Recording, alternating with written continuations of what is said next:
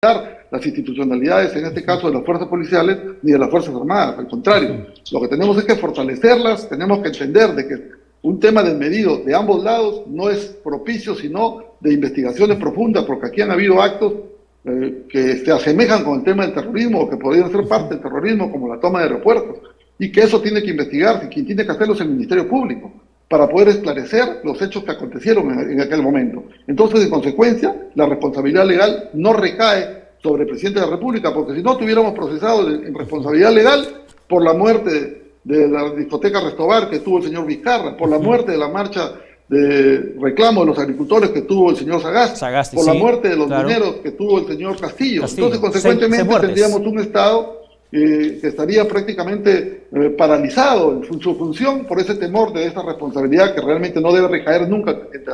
Claro, es curioso que todos los presidentes han tenido saldos de sangre en su haber, con muertes que ocurrieron en el marco de protestas, pero que solamente en el contexto suyo se ha criminalizado como tal, y también el tema de Dina Boluarte. Quiero terminar, señor Merino, preguntándole su opinión sobre lo que pasó en Ecuador con esta muerte cruzada. Como se conoce esta figura de la Constitución ecuatoriana, que el presidente de ese país puede disolver el Congreso dentro de los 3 primeros años de un gobierno. Pero no solamente cerrar el Congreso, sino que la muerte cruzada implica que cierre el Congreso y él también dimite funciones y convoca elecciones inmediatas.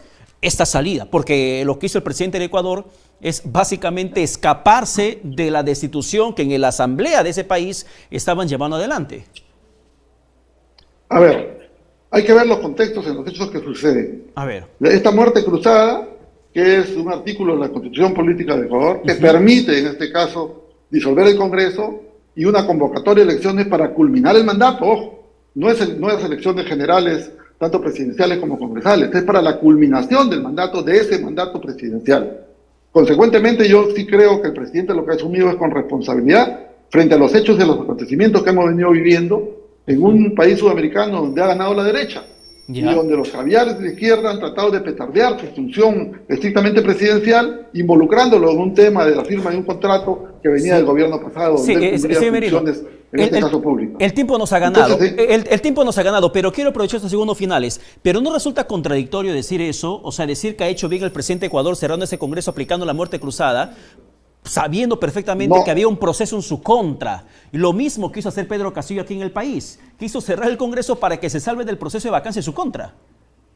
No, lo que pasa es que tenemos que empezar a mirar en el contexto de Sudamérica las posibilidades que podrían tener los gobiernos de turno en una situación de caos donde lamentablemente el único perdedor es la ciudadanía.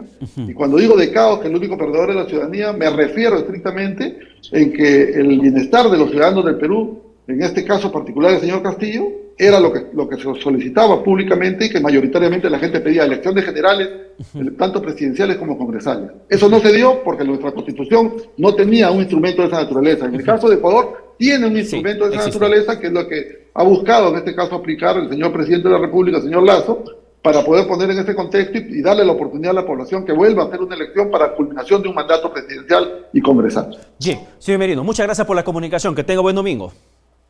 Un abrazo también. Muchísimas gracias. Será hasta una próxima oportunidad. Bien, muchísimas gracias. Ha sido el expresidente de la República, Manuel Merino, conversando con nosotros. Y yo me retiro y ya tras la pausa se quedan con Johan Ramírez en Presente y Futuro. Que tengan buen domingo.